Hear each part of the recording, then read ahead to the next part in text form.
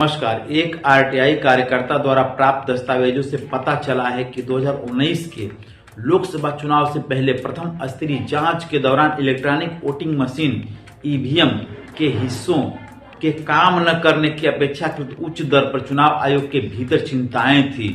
Indian express की report के मुताबिक इस संबंध में प्रथम स्तरीय जांच एफएलसी ईवीएम की बैलेट यूनिट बीयू और कंट्रोल यूनिट सीयू के साथ साथ मतदाता सत्यापित पेपर ऑडिट ट्रेल वीवीपैट की प्रारंभिक तकनीकी जांच शामिल है। यह प्रक्रिया लोकसभा चुनाव से 6 महीना पहले जिला स्तर पर जिला निर्वाचन अधिकारी डीईओ की देखरेख में इंजीनियरों द्वारा संचालित की जाती है। अगर एफएलसी के दौरान ईवीएम के किसी हिस्से में खराबी आती है तो उसे मरम्मत के लिए निर्माताओं भारत इलेक्ट्रॉनिक लिमिटेड बीईएल या electronic corporation of India limited को वापस भेज दिया जाता है। पिछले संसदीय चुनावों के दौरान मतदान प्रक्रिया के दौरान ईवीएम में खराबी आने की घटनाओं ने राजनीतिक हंगामा खड़ा कर दिया था।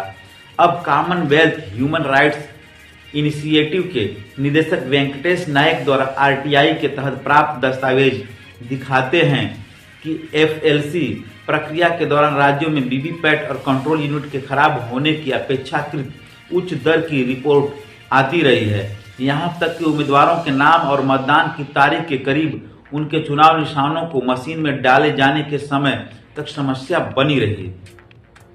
नागालैंड, अरुणाचल प्रदेश, आंध्र प्रदेश, बिहार, कर्नाटक और केरल सहित कई राज्यों के मुख्य निर्वाचन अधिकारियों सीईओ के कार्यालयों के अधिकारियों ने उच्च विफलता दर के कारण अधिक मशीनों की मांग करते हुए चुनाव आयोग से संपर्क किया था।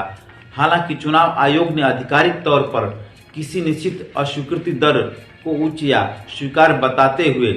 कोई कट ऑफ सीमा घोषित नहीं की है, लेकिन सूत्रों के अनुसार ballot unit, control unit, VVPAT के लिए 5% तक की अस्वीकृति दर यानी खराबी स्वीकार मानी जाती है। हालांकि कुछ राज्य एफएलसी के दौरान 30% तक की दर बता रहे थे। उदाहरण के लिए उत्तराखंड के सहायक सीईओ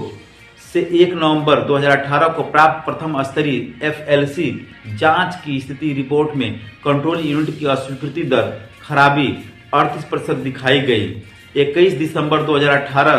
को दिल्ली सीईओ के कार्यालय ने चुनाव आयोग को पत्र लिखकर दक्षिण, उत्तर, पश्चिम और पूर्वी जिलों में आयोजित एफएलसी के दौरान वीवीपैट में खराबी की उच्च दर को चिन्हित किया था और उनकी जगह अतिरिक्त मशीनों की मांग की थी। इसी तरह अंडमान सीईओ के कार्यालय ने अतिरिक्त वीवीपैट के लिए इसी तरह के अनुरोध के साथ मार्च 2019 के पहले सप्ताह के निर्वाचन आयोग से संपर्क कर कहा था कि प्रशिक्षण और जागरूकता के लिए इस्तेमाल किए जा रहे आधे से अधिक वीवीपैट खराब हो गए थे। कर्नाटक के सीईओ ने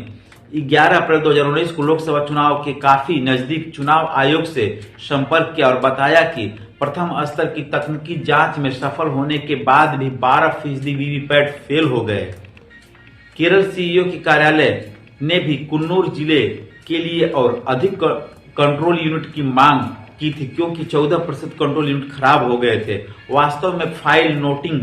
में कई अधिकारियों ने उच्च विफलता दर पर चिंता व्यक्त की थी, जिसके चलते कारणों की पहचान करने के लिए 2 ईवीएम निर्माताओं से रिपोर्ट मांगी गई थी। यह मुद्दा लोकसभा चुनाव के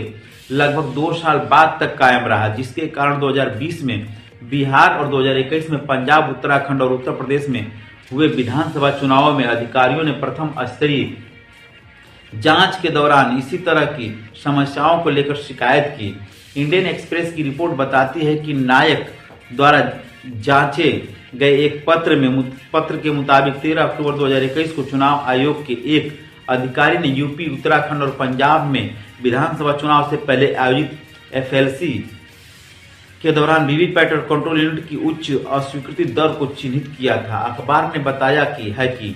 भारत इलेक्ट्रॉनिक लिमिटेड या electronics corporation of India limited ने उसके द्वारा भेजे गए सवालों का जवाब नहीं दिया है। चुनाव आयोग ने भी सीधे तौर पर अखबार के सवालों का जवाब नहीं दिया है, बल्कि एफएलसी प्रक्रिया पर कुछ नए सवालों के साथ अपनी वेबसाइट पर ईवीएम के संबंध में अक्सर पूछे जाने वाले प्रश्नों एफएक्यू की सूची को अपडेट कर दिया है। चुनाव आयोग ने एफएक्यू खंड में 2019 कि लोकसभा चुनाव के अस्वीकृति दर के दावों से संबंधित एक प्रश्न के जवाब में कहा कि हर चुनाव के बाद गैर कार्यात्मक काम न करने वाली ईवीएम और वीवीपैट का विश्लेषण किया जाता है ताकि ईवीएम और वीवीपैट के प्रदर्शन में सुधार किया जा सके और वास्तविक चुनाव के दौरान प्रतिस्थापन की दर, रिप्लेसमेंट उनके दबाव की दर को कम किया जा सके। 2019 के लोकसभा चुनाव के बाद तकनीकी विशेषज्ञ समिति ने भारत इलेक्ट्रॉनिक लिमिटेड या इलेक्ट्रॉनिक्स कॉरपोरेशन ऑफ इंडिया के साथ एक विस्तृत विश्लेषण किया। कोविड-19 के कारण विश्लेषण में देरी हुई थी। विश्लेषण में यह निष्कर्ष निकाला गया था कि वीवीपैट की प्रतिस्थापन दर को कम करने और यह सुनिश्चित करने के लिए कि मतदाताओं को कोई असुविधा न हो, कुछ सुधारात्मक कार्रवाई करने की आवश्यकता है।